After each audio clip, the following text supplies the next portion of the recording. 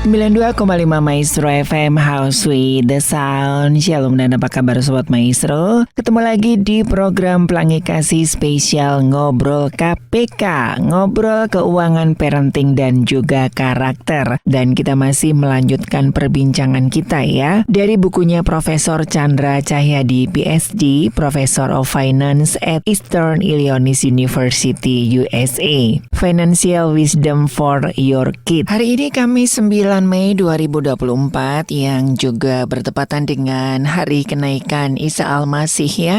Dan buat Anda yang mungkin ada ibadah atau juga sedang mengadakan ibadah padang begitu ya, semoga semuanya bersukacita ya. Dan buat Anda yang di rumah, kita sama-sama belajar ya bagaimana memulai perencanaan keuangan. Sembari kita mengajari anak-anak, kita juga belajar ya untuk bagaimana merencanakan keuangan. Dalam beberapa pertemuan kita sudah mendapatkan informasi dan juga masukan penting ya bagaimana orang tua mulai mengajarkan literasi keuangan kepada anak-anaknya. Dan hari ini kita akan belajar ya langkah-langkahnya seperti apa. Nah, ini yang seringkali kita sebagai orang tua bingung ya, mulai dari mana. Tenang aja, Profesor Chandra akan memberikan informasinya buat kita semuanya. 92,5 Maestro FM, House with the Sound, masih di Pelangi Kasih spesial Ngobrol KPK bersama Profesor Chandra Cahyadi PhD, Professor of Finance at Eastern Illinois University, USA. Sobat Maestro, tahukah Anda bahwa literasi finansial adalah salah satu dari 6 literasi dasar yang harus dikuasai anak Indonesia di abad 21 ini. Menurut laman dari Kementerian Pendidikan dan Kebudayaan, literasi dasar lainnya adalah literasi bahasa, literasi numerasi, literasi sains, literasi digital, dan literasi budaya serta kewarganegaraan. Literasi keuangan sangat diperlukan untuk mendidik manusia agar sadar dan paham tentang bagaimana cara mengelola keuangan secara bijak dan sesuai kebutuhan. Literasi ini harus dikenalkan pada anak sedini mungkin. Manfaatnya agar anak-anak terbiasa mengelola keuangan dengan baik dan benar di masa depan. Sobat Maestro, finansial merupakan masalah yang krusial dalam hidup. Banyak yang sudah tua tapi masih susah untuk mengelola keuangan, apalagi anak-anak. Orang tua tidak ingin membuat anaknya kelak tidak bisa mengatur keuangan sendiri, bukan? Ketidakmampuan mengelola keuangan akan menjadikan anak jatuh dalam kesengsaraan seperti terlilit banyak hutang atau jatuh miskin dan hidup serba susah. Setelah menyadari pentingnya kemampuan mengelola keuangan, maka orang tua haruslah mulai mengajarkan anak-anaknya untuk melek keuangan. Cara-cara yang bisa diterapkan oleh orang tua seperti apa? Kita akan simak penjelasan dari Profesor Chandra Cahyadi PhD, Professor of Finance at Eastern Illinois University, USA, berikut ini. Selamat pagi Mas Ari, dan selamat pagi para pendengar Radio Maestro dimanapun Anda berada. Pagi ini kita akan kembali membahas mengenai masalah mengajar keuangan kepada anak. Minggu kemarin kita sempat membahas mengenai bahaya dari membanding-bandingkan anak kita dengan anak orang lain.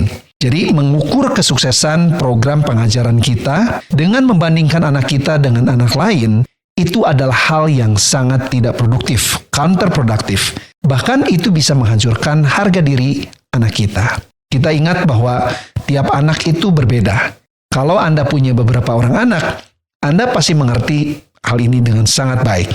Ada anak yang sepertinya lebih cepat matang dibandingkan anak lain yang sebaya. Tapi ada juga anak yang sepertinya lebih lambat untuk berkembang.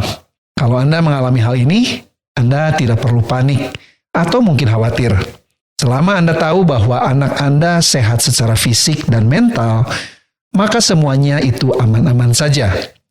Ini hanya masalah bawaan anak kita saja. Kita harus percaya bahwa pada saatnya nanti, anak Anda akan berkembang sebagaimana mestinya. Tidak peduli seberapa lambat perkembangannya sekarang. Akan ada masa di mana dia bisa menyusul semua keterlambatannya itu. Sebelum Anda mengajarkan sesuatu pada anak, Anda sendiri harus menguasai apa yang akan diajarkan tersebut. Dalam hal ini, sebelum Anda bisa mengajarkan anak cara mengatur keuangan, Anda dan pasangan harus sudah bisa mengatur uang Anda sendiri. Kita ingat bahwa air cucuran atap itu jatuhnya ke pelimpahan juga, bukan? Artinya, apa yang Anda lakukan kemungkinan besar akan ditiru oleh anak-anak Anda. Jadi jangan berharap bahwa anak Anda bisa berubah kalau Anda sendiri tidak mau berubah. Dan jangan minta anak Anda berubah sebelum Anda mau mengubah diri Anda terlebih dahulu. Upgrade diri Anda sebelum mulai mengajar anak. Saat ini ada banyak resources yang bisa Anda gunakan untuk meningkatkan kualitas diri atau personal development.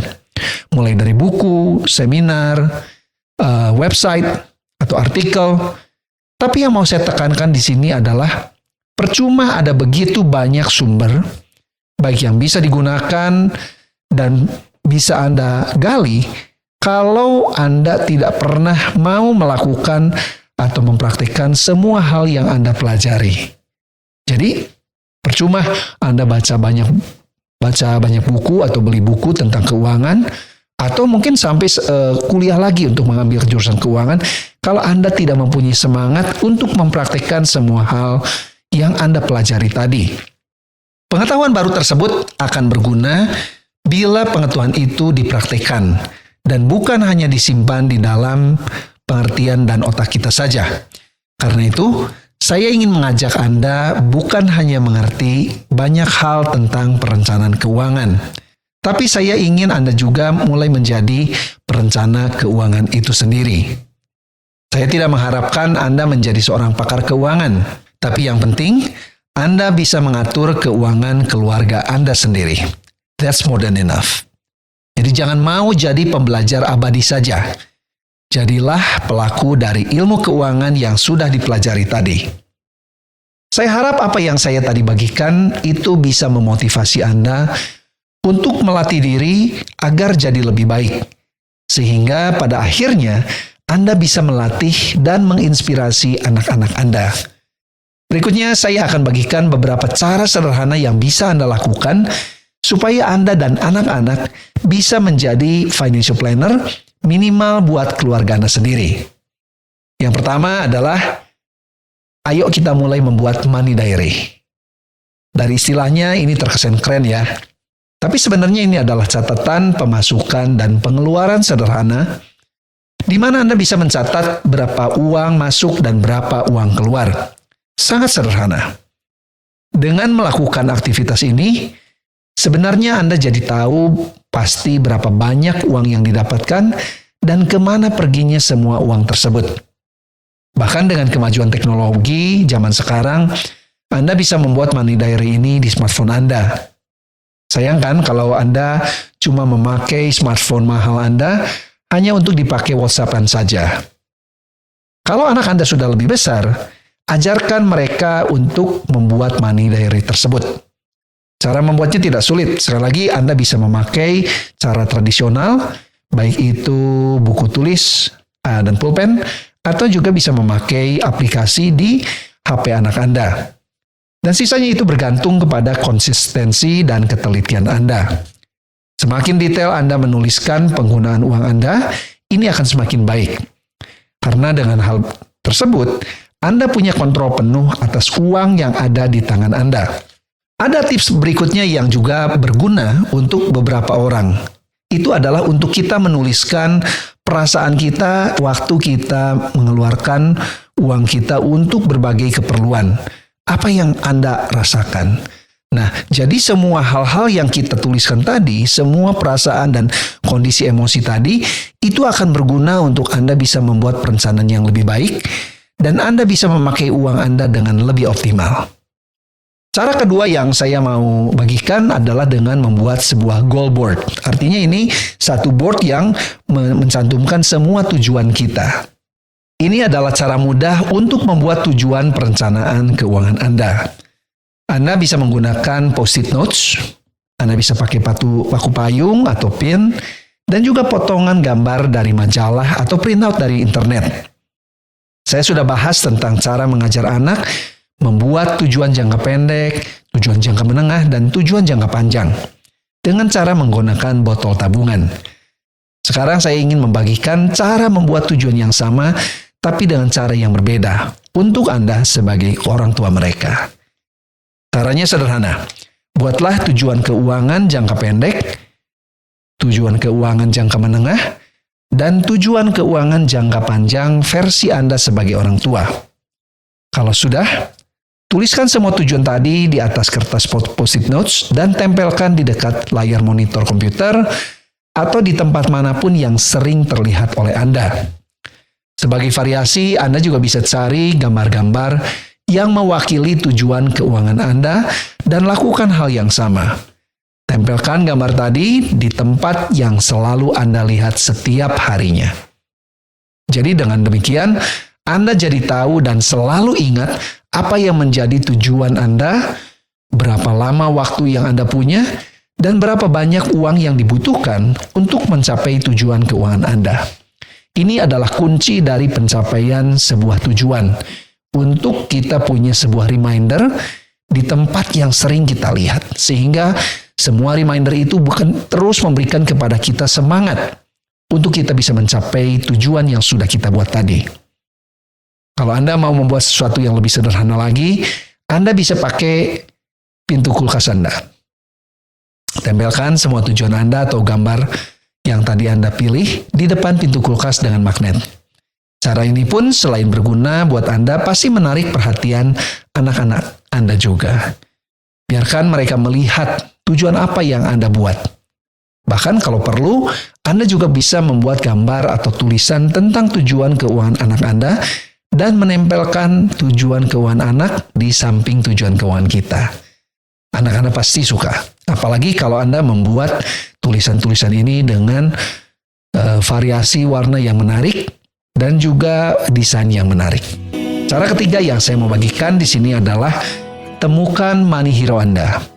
Setiap orang pasti punya seorang hero, seorang yang bisa menginspirasi mereka, menjadi teladan atau seseorang yang mereka ikuti. Begitu juga dengan masalah keuangan. Anda bisa mencari seorang money hero, seorang yang bisa diteladani dalam hal keuangan. Mungkin Anda adalah seorang fan berat dari Jack Ma, owner dari Alibaba. Jack Ma adalah orang yang luar biasa. Saya pun juga sangat impress dengan pencapaian dan prestasi Jack Ma. Apalagi ketika kita mengetahui latar belakang dari Jack Ma, baik keuangan atau pendidikan. Jack Ma bukanlah seorang yang sangat menonjol. Bahkan dulu, Jack Ma itu pernah ditolak kiri kanan ketika dia mencari kerja. Bahkan dia mencoba cari kerja di KFC pun, dia ditolak. Tapi Jack Ma bisa terus berjuang dan akhirnya dia bisa mempunyai satu pencapaian yang sangat luar biasa saat ini. Nah, itu adalah salah satu contoh money hero yang kita bisa ambil. Orang tersebut, tapi kalau kita bicara mengenai masalah money hero dalam kehidupan Anda, itu bukan berarti bahwa money hero Anda itu haruslah seorang yang terkenal. Bisa jadi orang tersebut adalah money hero Anda adalah orang tua Anda sendiri. Anggota keluarga Anda, tetangga, atau bahkan seseorang yang Anda temui profilnya di internet atau buku. Tidak masalah siapa orangnya, tapi yang pasti ada sesuatu pelajaran yang Anda bisa ambil dan teladani bagaimana cara dia mengatur uang. Cari tahu bagaimana dia mengatur uangnya, lalu coba Anda tiru dan modifikasi sesuai dengan kebutuhan Anda dan keluarga. Jadikan hal ini sebagai sebuah kebiasaan. Maka Anda akan punya sebuah kebiasaan baik baru yang bisa mengubah hidup Anda. Ada seorang yang bernama Brett Hobel, dan dia berkata bahwa Anda harus melakukan apa yang Anda pelajari dan lakukan terus sampai itu menjadi kenyataan. Tips untuk orang tua di sini adalah ciptakan money game Anda sendiri. Money game di sini bukan berupa multi-level marketing ya, atau cara cepat jadi kaya seperti yang saat ini banyak ditemui di Indonesia. Tapi money game di sini adalah permainan yang bisa Anda mainkan dengan anak Anda yang bisa dijadikan sebagai sarana pembelajaran tentang uang. Kedua, Setiap anak itu berbeda. Jadi diskusikan dengan pasangan Anda tentang keunikan anak Anda dan sama-sama pikirkan cara yang tepat untuk mengajari anak Anda mengatur uang. Berikutnya, Anda dan pasangan ingat bahwa Anda berdua berasal dari keluarga yang berbeda. Berbeda latar belakang dan juga berbeda mungkin dalam cara mengatur uang. Jadi diskusikan cara yang sesuai bagi Anda berdua dalam hal mengatur keuangan. Berikutnya, ambil komitmen untuk mulai mengatur keuangan keluarga Anda dan jadilah teladan bagi anak-anak Anda. Kalau selama ini Anda dan pasangan belum terlalu serius dalam mengatur keuangan, temukan hal-hal yang bisa memotivasi Anda untuk mulai belajar mengatur uang. Bisa mengatur keuangan itu adalah salah satu life skill terpenting yang bisa Anda wariskan kepada anak Anda. Berikutnya, mulailah membuat money diary dan tujuan keuangan keluarga. Libatkan anak Anda sehingga mereka bisa memahami konsep ini dengan mudah tanpa merasa bahwa mereka sedang dikuliahi. Kita mungkin pernah berkata kepada anak kita, kamu nggak boleh ya ikut atau niru contoh papa mama, tapi kamu harus jadi orang yang berbeda. Itu artinya, pesan yang disampaikan tadi adalah pesan yang kita utarakan karena kita punya perilaku yang kurang baik sebagai orang tua, tapi kita tidak mau supaya anak kita mencontoh kita. Ironisnya itu adalah kita tidak ingin anak kita mencontoh tindakan kita. Pertanyaan kita sekarang adalah, apakah anak kita akan melakukan pesan titipan kita tadi? Atau malah yang terjadi sebaliknya, bahwa anak kita justru akan melakukan sesuatu yang kita larang. Sesuatu yang mereka lihat, wah, papa mama juga nggak melakukan hal tersebut. Ingat bahwa perubahan itu tidak mungkin terjadi tanpa tindakan nyata. Kalau yang kita lakukan cuma bisa memberitahu kepada anak apa yang harus dilakukan, tanpa kita sendiri melakukannya, saya yakin bahwa anak Anda tidak akan melakukan pesan yang Anda berikan kepada mereka. Jadi, Anda tidak perlu repot-repot meninggalkan pesan kepada anak Anda kalau Anda tidak mau melakukan pesan Anda tadi terlebih dahulu. Seorang yang bernama Kerry Russell berkata bahwa kadang keputusan terkecil itu bisa mengubah hidup Anda selamanya. Oke, mari kita bicara lebih spesifik dalam masalah keuangan. Kita semua pasti pernah mendapat warisan, dalam tanda kutip ya, perilaku dan konsep keuangan dari orang tua kita dulu. Tanpa kita sadari, kita akan meninggalkan warisan yang sama kepada anak-anak kita. Lalu pada gilirannya, anak-anak kita akan mewariskan perilaku dan konsep yang sama lagi kepada anak-anak mereka, dan sedihnya lingkaran ini akan terus berlanjut. Jadi, tanpa perubahan nyata yang Anda lakukan hari ini, warisan perilaku dan konsep keuangan yang buruk itu akan terus diturunkan kepada generasi-generasi berikutnya. Yang jadi concern saya di sini adalah warisan apa yang akan kita berikan dan tinggalkan kepada anak, cucu kita, atau cicit kita, atau keturunan kita berikutnya. Saya tidak sedang bicara masalah warisan uang, karena uang bisa habis dengan mudah. Anda berharap warisan uang Anda bisa bertahan sampai generasi ketiga, keempat, kelima. Tapi sekaya-kayanya kita dan sebegitu banyaknya uang yang kita wariskan, warisan kita tidak akan bisa bertahan terlalu lama. Anda pasti ingat ya, kisah keluarga Cornelius Vanderbilt yang dulu pernah saya share. Kebanyakan warisan keluarga itu hanya bertahan sampai generasi ketiga saja. Itu pun kalau generasi di bawah kita pintar-pintar mengatur uang warisannya. Tapi ada banyak kasus di mana harta warisan itu bahkan habis di tangan generasi kedua. Angka statistik menunjukkan bahwa ada 65% kemungkinan bahwa harta warisan akan habis semuanya di keturunan kedua. Dan 90% kemungkinan bahwa harta warisan kita habis seluruhnya di generasi ketiga. Karena itulah, daripada kita cuma menimbun banyak uang untuk diwariskan kepada anak kita, lebih baik kita banyak belajar. Lebih baik kita mengadopsi gaya hidup positif. membangun kebiasaan, cara pandang, atau nilai-nilai keuangan baru yang positif. Karena semua hal tersebut itu sifatnya abadi. Karena sampai kapanpun, hal-hal yang saya sebutkan tadi tidak akan habis tergerus oleh waktu. Ya, misalnya bagaimana ilmu bisa habis, atau bagaimana kita bisa kehabisan gaya hidup yang positif. Karena itulah, saya ingin mengajak Anda semua untuk mulai menyiapkan warisan terbaik yang bisa Anda berikan pada anak-anak Anda mulai sejak sekarang.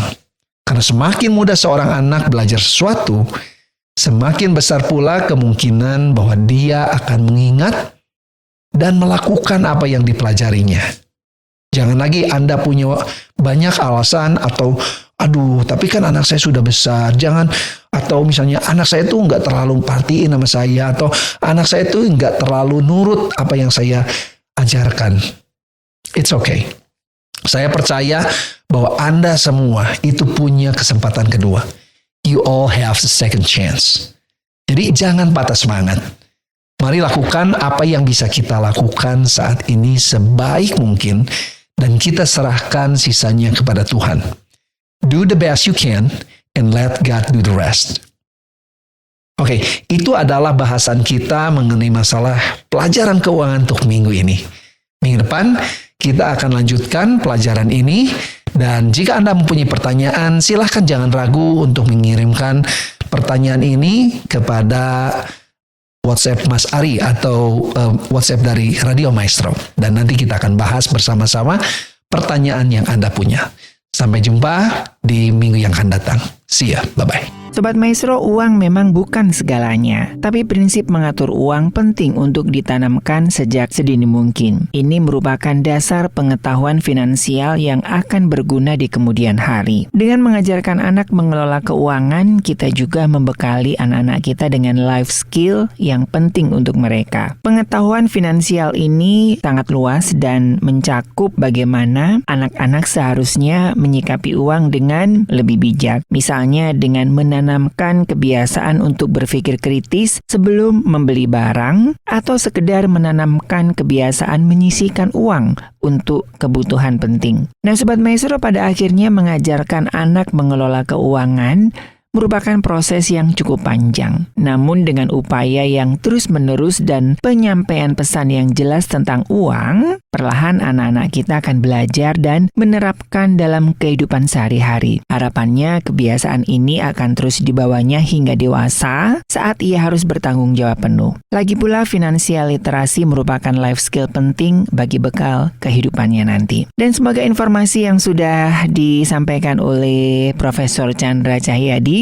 bisa menginspirasi kita sebagai orang tua untuk tidak jemu-jemunya ya mengajarkan pendidikan keuangan kepada anak. Selamat merayakan kenaikan Yesus Kristus, dan biarlah ini juga boleh menjadikan momentum buat satu perubahan bagi Anda. Baik, dari Gera Maestro Jalan Kaca Piring 12 Bandung, saya dan juga Profesor Chandra Cahyadi, PhD, Professor of Finance at Eastern Illinois University USA, mengundurkan diri dari program Pelangi Kasih. Tetap jaga protokol kesehatan, tetap fokus pada jalan-jalan Tuhan, dan Tuhan memberkati.